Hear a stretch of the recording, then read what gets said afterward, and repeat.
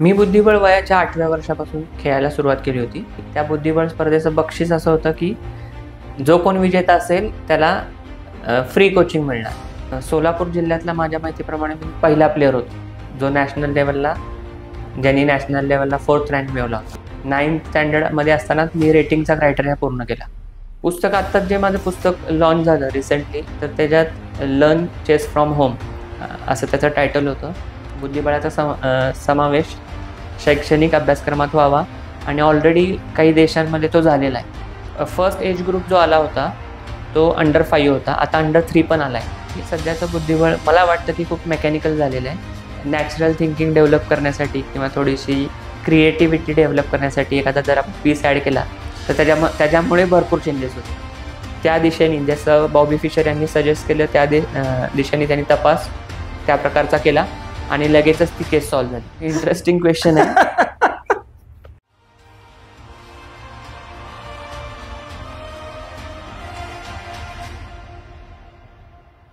रोहित, आता थोडंसं तुझ्या चेसमधल्या करिअरकडे मला वळायचं आहे.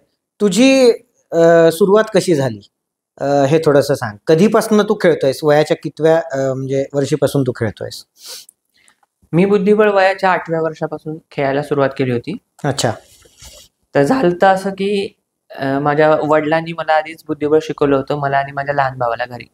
आणि एके दिवशी पेपरमध्ये एका बुद्धिबळ स्पर्धेची ॲड आली आणि सहज म्हणून आम्ही पार्टिसिपेट त्या बुद्धिबळ स्पर्धेमध्ये केलं. आणि त्या बुद्धिबळ स्पर्धेचं बक्षीस असं होतं की जो कोण विजेता असेल त्याला फ्री कोचिंग मिळणार. आणि ती माझी पहिलीच बुद्धिबळ स्पर्धा होती. ऑफिशियल बुद्धिबळ म्हणजे मी पहिल्यांदाच पार्टिसिपेट केलं होतं आणि त्याच्यामध्ये मी 5 पैकी 4 पॉईंट केले होते.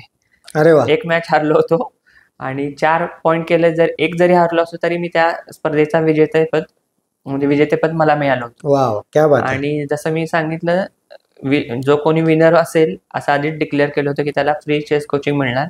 आणि त्याच्यानंतर मला फ्री कोचिंग मिळाली तिथून. आणि त्याच्यानंतर फ्री कोचिंग मिळाल्यामुळे मी टुर्नामेंट खेळणंही वाढवलं आणि माझा म्हणजे अचिव्हमेंटचा ग्राफ पण इन्क्रीज होत गेला.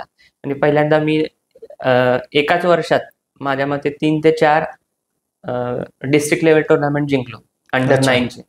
त्याच्यामध्येच त्याच वर्षी म्हणजे त्या टाइम स्पॅनमध्ये आपण म्हणू मी स्टेट लेवलला पण माझा परफॉर्मन्स चांगला झाला. आणि नंतर मी नॅशनल अंडर 9ची अहमदाबाद गुजरातमध्ये खेळलो होतो. अंडर 9. ओके. आणि तिथं माझा भारतात 4था नंबर आला. आणि ती माझी सगळ्यात मोठी अचिव्हमेंट म्हणलं तरी काही हरकत ठरणार नाही. आणि सोलापूर जिल्ह्यातला माझ्या माहितीप्रमाणे मी पहिला प्लेअर होतो जो ज्यांनी नॅशनल लेवलला 4th रँक मिळवला होता. क्या बात आहे, बढिया. आणि त्याच्यानंतर मी कंटिन्यू म्हणजे up to my 10th standard different tournament खेळत गेलो. आणि 9th स्टँडर्डमध्ये असतानाच मी रेटिंगचा क्रायटेरिया पूर्ण केला.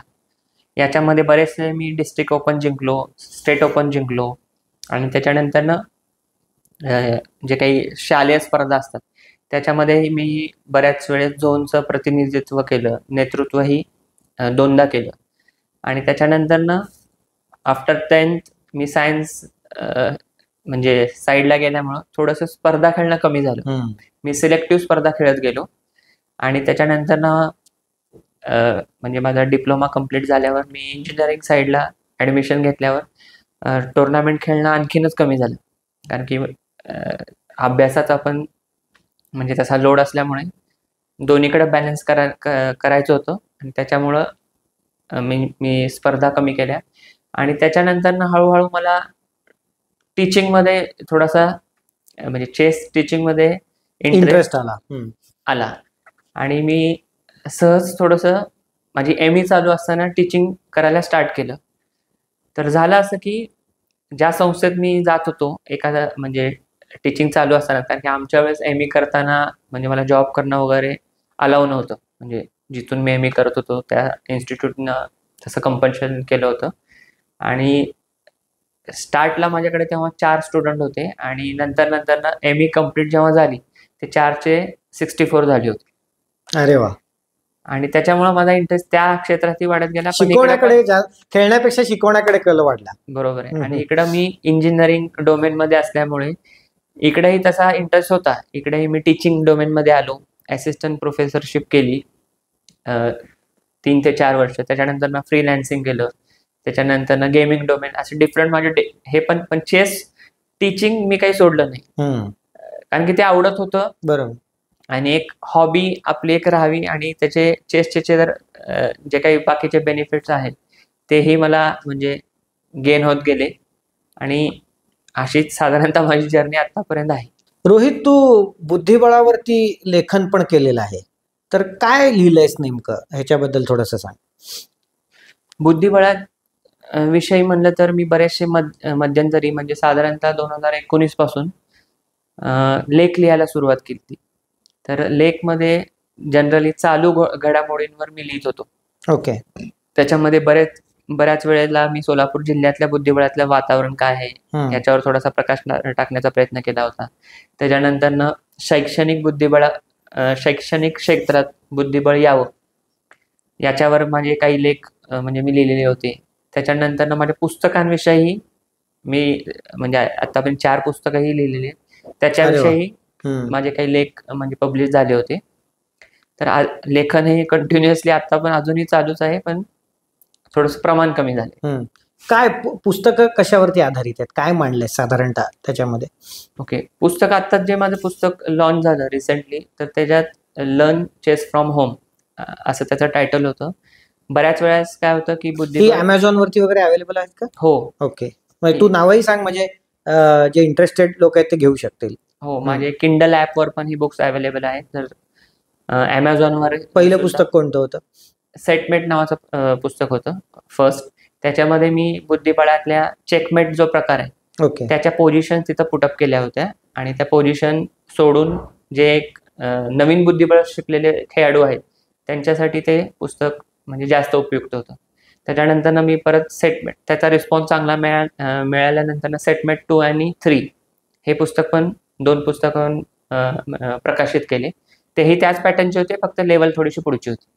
म्हणजे चेकमेट 2 मूव्हमध्ये चेकमेट कसं करता येईल या संबंधित तिथे पोझिशन त्या बुकमध्ये म्हणजे मी पुटअप केल्या होत्या. आणि नंतर कोविडमध्ये प्रॉब्लेम काय झाला होता की आपण मूव्ह आउट करू शकत नव्हतो. त्यामुळं मला त्यावेळेस वाटलं की एक पुस्तक असं लिहावं जेणेकरून खेळाडूंना घरी बसून बुद्धिबळ शिकता येईल. इव्हन त्यांच्या पॅरेंट्सपर्यंत जरी हे पुस्तक पोचलं तरी ते पुस्तक वाचून आपल्या मुलाला किंवा स्वतःला पण बुद्धिबळ शिकता येईल, अशा प्रकारचं ते पुस्तक आहे. आणि ते पुस्तक आता आपण बघतो की क्रेज मोबाईलची आहे, त्याच्यामुळे मी पुस्तक ते कमर्शियल म्हणजे अमेझॉन साईटवर म्हणा किंवा किंडल ॲपवर इथेही लॉन्च केले. बुद्धिबळपटूंना काही सवलती मिळाव्यात ह्याच्यासाठी तू प्रयत्न करतोस, काय नेमके प्रयत्न केलेले आहेत ह्याच्या संदर्भात? प्रयत्नासंदर्भात सांगायचं झालं तर आताच मी बोलल्याप्रमाणे मला पर्सनली असं वाटत होतं की बुद्धिबळ हा शैक्षणिक अभ्यासक्रमात यावं. बुद्धिबळाचा समावेश शैक्षणिक अभ्यासक्रमात व्हावा, आणि ऑलरेडी काही देशांमध्ये तो झालेला आहे. म्हणजे तिथल्या गव्हर्नमेंटनीच कंपल्शन करून बुद्धिबळ ॲज अ सब्जेक्ट हा शैक्षणिक अभ्यासक्रमात इन्क्लूड केलेला आहे. त्याचप्रमाणे आपल्या महाराष्ट्रात पण व्हावं असं मला वाटत होतं. त्याच्यामुळे मी संबंधित विभागांकडं, गव्हर्नमेंटच्या विभागांकडं काही पत्र, केंद्र सरकारच्या क्रीडा विभागाला तू पत्र पाठवलं होतं? बरोबर आहे. त्यावेळेस किती सालची गोष्ट ही साधारणतः 2019 सालची गोष्ट आहे. ओके. त्यावेळेस मी माझ्या माहितीप्रमाणे केंद्रीय क्रीडा मंत्री राठोड हे होते. त्यांना मी एक पत्र दिलं होतं, आणि त्याच्यात मी बाकीचे ह्याचे आय थिंक दाखले पण दिले होते, म्हणजे बुद्धिबळ कसं फायदेशीर ठरू शकेल आणि सिलेबसचा भागच व्हावा म्हणून. सिलेबसचा भागच व्हावा. कारण की आणि त्याच्यात मी हे उदाहरण पण दिलं होतं की बाकीचे कंट्रीज जे आहेत ते हे इम्प्लिमेंट करतायत, बाकीचे काही स्टेट पण करतायत. फक्त ऑफिशियली झालं. भारतात कोणते कोणते स्टेट्स हे करतायत? ऍक्च्युली अनऑफिशियली म्हणायचं म्हणलं तर बाकीचे कर्नाटक म्हणा, आपलं AP आहे तिकडे काही भागात झालेलं आहे, तेलंगणा आहे तिकडे सुद्धा झालेलं आहे. जे काही चेन्नई साईडचे जर साधारणतः साऊथची राज्य बऱ्यापैकी म्हणजे याच्या बाबतीत आग्रही आहेत असं वाटतंय. बरोबर आहे. त्यावेळेसचा डेटा माझ्याकडे जो मिळाला होता ते 4 सोडले तर अनऑफिशियली सगळेच म्हणजे इम्प्लिमेंट करत होते. माझा असा विचार होता की जर हेच तुम्ही ऑफिशियल केलं तर त्याचा इम्पॅक्ट आणखीन चांगला होईल आणि त्याचे रिझल्ट पण चांगले दिसतील. मुलांना त्याचा नक्कीच फायदा होणार, ह्याच्यात काही शंका नाही आहे. हा पॉडकास्ट बघणाऱ्यांपैकी सरकारी अधिकारी जे असतील, विशेषतः क्रीडा विभागाच्या कोणी असेल, तर आमच्या दोघांची विनंती आहे की या मागणीवरती जरूर आपण विचार करावा आणि जर महाराष्ट्र शासनाला असं काही करता आलं तर ते प्रचंड फायदेशीर मुलांना ठरले, याच्यात काही शंका नाही. रोहित, तू बऱ्यापैकी चं जग आम्हाला उलगडून सांगितलेलं आहे, त्याचे टेक्निकल ॲस्पेक्ट सगळे सांगितले, तुझी करिअर सांगितली. आता आपण आपल्या पॉडकास्टच्या अंतिम टप्प्यात आहोत आणि मला तुझ्यासोबत एक रॅपिड फायर राऊंड खेळायची प्रश्नांची. तू या प्रश्नांची आता अगदी थोडक्यात उत्तर आम्हाला सांग. बुद्धिबळ खेळणं वयाच्या कितव्या वर्षीपासून सुरू करावं असं तुला वाटतं? 5व्या वर्षापासून. ओके, स्पेसिफिक 5 का? म्हणजे कारण की फर्स्ट एज ग्रुप जो आला होता तो अंडर 5 होता, आता अंडर 3 पण आलाय. पण माझा पर्सनल असं मत आहे की अंडर 3 हे खूप, म्हणजे जर आपण ऑनलाईन खूपच लवकर होईल. तेवढी समज नसते, त्यामुळे 5 हा कन्व्हिनियंट आहे. बुद्धिबळ खेळण्यासाठी ऑनलाईन प्लॅटफॉर्म कोणते कोणते आहेत? सध्याचे तसे भरपूर आहेत, पण फेमस जर सांगायचे झाले तर लीचेस आहे, chess.com आहे, चेस टेम्पो आहे, हे फेमस, चेस बेस आहे, हे सध्याचे फेमस प्लॅटफॉर्म्स आहेत. बुद्धिबळात करिअर करण्यासाठीचे ऑप्शन्स कोणते? सध्याला बुद्धिबळात करिअर करायचे म्हणजे माझ्या मताप्रमाणे सांगायचं झालं तर बुद्धिबळ कोच, चेस कोच त्याला आपण म्हणतो, हे बेस्ट ऑप्शन आहे. दुसरं म्हणजे तुम्ही ॲज अ खेळाडू म्हणून पण तुम्ही करिअर करू शकता. पंच म्हणून पण, म्हणजे चेस आर्बिटर म्हणतो आपण त्याला, त्याच्यामध्येही तुम्हाला करिअर करायचं असेल तर ते पण एक चांगलं ऑप्शन आहे. बुद्धिबळ खेळण्याचे तुझ्या दृष्टीने असलेले फायदे? माझ्या मते फर्स्ट, तू पर्सनली तुला काय फायदा झाला हे जरी सांगितलं तर ते लागू होईल सगळ्यांसाठी. ओके, ज्यांना कॉन्सन्ट्रेशन वाढवायची असेल, कॉन्सन्ट्रेशन लेवल वाढवायची असेल तर माझ्या मते बुद्धिबळ हे बेस्ट ऑप्शन आहे. कारण की या कॉन्सन्ट्रेशन लेवलचे भरपूर उदाहरणं किंवा भरपूर चांगले रिझल्ट आधी मिळालेले आहेत. खूप लोकांचे कॉन्सन्ट्रेशन लेवल चांगले इम्प्रूव्ह झालेले आहेत. त्याच्यानंतर बाकीचे डिसिजन मेकिंग असेल, क्रिटिकल थिंकिंग असेल, लॉजिकल थिंकिंग असेल, हे सायंटिफिकली प्रूव्ड बेनिफिट्स आहेत. जर आपण गुगलवर जर सर्च केलं बेनिफिट्स ऑफ चेस तर हे टॉपमोस्ट, म्हणजे विचार करण्याची क्षमता वगैरे सगळंच एनहान्स होऊ शकतं. सध्या समाजामध्ये एकूण जी स्पर्धा आहे, करिअरची आहे, फॅमिली प्रॉब्लेम्स आहेत, रिलेशनशिप मॅनेजमेंट वरून प्रॉब्लेम आहेत, टार्गेट्स आहेत, हेल्थ इश्यूज आहेत, बऱ्याच गोष्टी आहेत. तर त्याच्यामुळं प्रत्येक समाज घटक काही ना काही मानसिक तणावाखाली आहे. त्याच्यातून रिलीफ मिळण्यासाठी बुद्धिबळ कितपत उपयोगी? मी म्हणेन भरपूर उपयोगी आहे. कारण की जसं मी आत्ता सांगितलं की बरेच याच्यावर सायंटिफिक एक्सपेरिमेंट झालेले आहेत आणि त्यांनी खूप चांगले रिझल्ट दिलेले आहेत. आता आदित्य तुला खोटं वाटेल, पण कॅन्सर पेशंट पण यातून बाहेर पडलेले आहेत. अशा प्रकारचे यूट्यूबवर किंवा गुगलवर अशा प्रकारचे व्हिडिओ म्हणा किंवा अशा प्रकारचे रिझल्ट पुटअप केलेले आहेत. तर आपल्याला पहिल्यांदा बिलीव्ह होत नाही, पण हे म्हणजे बुद्धिबळाने शक्य करून दाखवलेले. बरेचसे बाकीचे पण रोग आहेत किंवा विकार आहेत, ते बुद्धिबळ खेळण्यातून किंवा बुद्धिबळाच्या काय म्हणतात त्याला प्रॅक्टिस करून हे बुद्धिबळाने म्हणजे चांगले रिझल्ट दिलेले आहेत. खूप इंटरेस्टिंग फॅक्ट तू सांगतोयस की केवळ खेळ म्हणजे हा मनोरंजनाचाच भाग नसून त्याचा प्रचंड फायदा होणार आणि विशेषतः मानसिक पातळीवरच्या काही गोष्टी असतील, इमोशन्स हँडल करणे वगैरे, या सगळ्यासाठी पण उपयोगी ठरते. तर केवळ मनोरंजन नाही तर उपचार आहे असं म्हणूयात आपण. एक फनी राऊंड मला तुझ्यासोबत खेळायचे आहे, त्याचं नाव आहे धिस ऑर दॅट. तुला मी 2 ऑप्शन देणार आहे आणि या 2 पैकी एक तुला निवडायचं आहे. जर ते एक निवडायचं नसेल तर तू ह्याच्या व्यतिरिक्त जो तिसरा पर्याय तुझ्या मनात असेल, तुझ्या आवडीचं नाव, ते पण तू घेऊ शकतो. धिस ऑर दॅटचा पहिला प्रश्न, प्रज्ञानंदा की डी गुकेश? डी गुकेश. कशामुळे? आता तो जगातील सर्वात मोठी बुद्धिबळ स्पर्धा जिंकला, त्याच्यामुळे ऑब्व्हियसली डी गुकेश. ओके. तुला स्वतःला काय आवडतं, कशा प्रकारे खेळायला आवडतं, पोझिशनल प्ले की टॅक्टिकल? Positional play. काय कारण त्याचं? कारण की पोझिशनल प्लेमध्ये मूव फिगर आउट करणं हे डिफिकल्ट टास्क आहे आणि चॅलेंजिंग टास्क मला आवडतात. रोई लोपेज की गायको पियानो? रोई लोपेज. शॉर्ट कॅसल की लॉंग कॅसल? Short castle. कोणत्या बाजूनी खेळायला आवडेल, ब्लॅक पीसेस की व्हाईट पीसेस? Obviously white. सुरुवात करता येते म्हणून. एक मूव ऍडिशनल मिळते. ओके. शेवटचे 3 प्रश्न, 3 हायपोथेटिकल प्रश्न आपण म्हणू शकतो, काल्पनिक प्रश्न आहेत हे. जर तुला ऑथॉरिटी दिली की तू बुद्धिबळामध्ये एखादा नियम वाढवू शकशील किंवा कमी करू शकशील, तर तू काय करशील? मी एक ऍडिशनल पीस ऍड करेल बुद्धिबळामध्ये. एक नवीन मोहरा. नवीन मोहरा. अच्छा. त्याचं कारण असं आहे की सध्याचं बुद्धिबळ मला वाटतं की खूप मेकॅनिकल झालेलं आहे. तर थोडीशी नॅचरल थिंकिंग डेव्हलप करण्यासाठी किंवा थोडीशी क्रिएटिव्हिटी डेव्हलप करण्यासाठी एखादा जर आपण पीस ऍड केला तर त्याच्यामुळे भरपूर चेंजेस होतील.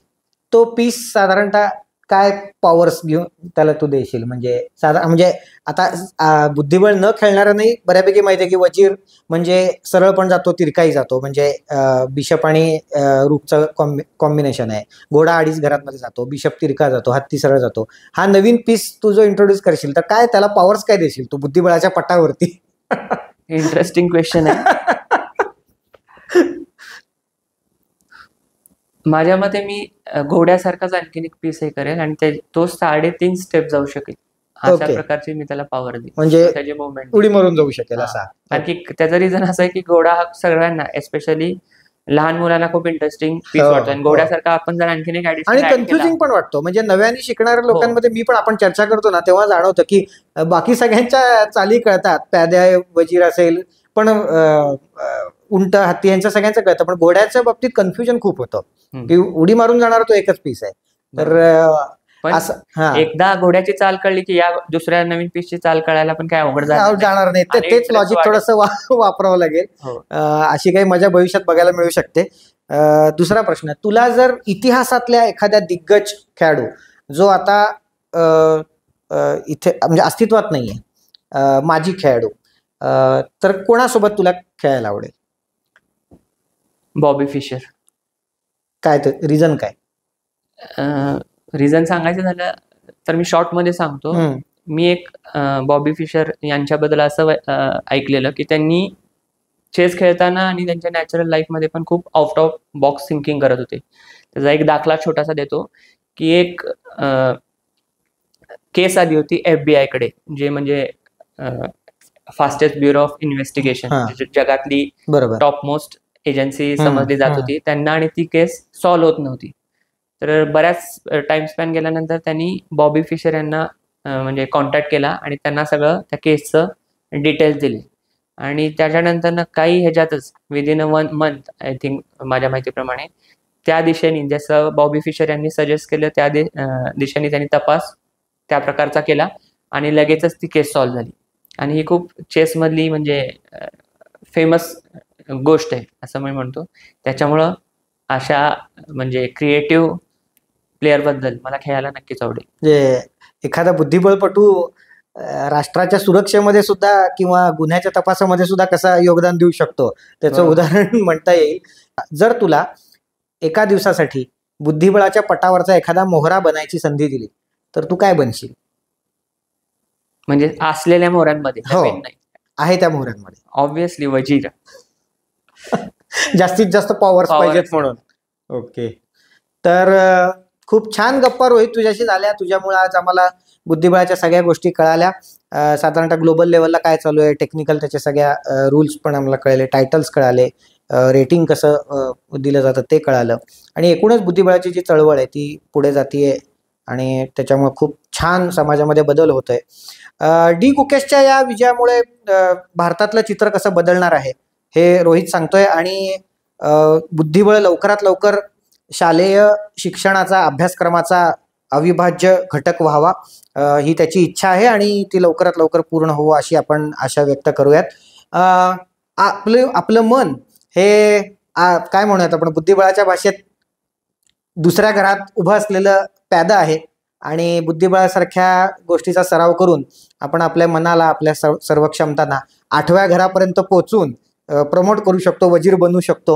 आपल्या सगळ्यांच्या आयुष्यात असंच छान घडावं आणि आपली शक्ती, ती शारीरिक असेल, मानसिक असेल, बौद्धिक असेल, भावनिक असेल, ती वाढत जावी अशी या निमित्ताने आपण आशा व्यक्त करूयात. आणि बुद्धिबळाला आणि बुद्धिबळाच्या भवितव्याला आणि रोहित पवार सारखे लोक जे बुद्धिबळाला पुढे घेऊन जातात अशा सर्वांना उज्ज्वल भविष्यासाठी शुभेच्छा देऊयात. रोहित, आज तू द डायलॉगला एवढा वेळ दिलास त्याबद्दल तुझं द डायलॉगच्या वतीने खूप खूप आभार. मित्रांनो, आपल्या समाजात अवतीभोवती असे रोहित सारखे बरेच समाज घटक आहेत जे एका वेगळ्या विशिष्ट क्षेत्रामध्ये प्रसिद्धीच्या झोतापासून लांब राहून योगदान देत आहेत. अशा सगळ्या अप्रकाशित हिऱ्यांना तुमच्या समोर आणून प्रकाशित करायचं याच उद्देशाने द डायलॉग मी सुरू केलेला आहे. आजचा एपिसोड तुम्हाला कसा वाटला मला कमेंट बॉक्समध्ये कमेंट्स करून सांगा आणि जास्तीत जास्त लोकांपर्यंत हा व्हिडिओ पोहोचवा. त्याच्यासाठी तुम्हाला लाईक, शेअर आणि सबस्क्राईब करावं लागेल. पुन्हा भेटूयात एका नव्या पॉडकास्टमध्ये नव्या क्षेत्रातल्या नव्या पाहुण्यासह. तोपर्यंत धन्यवाद.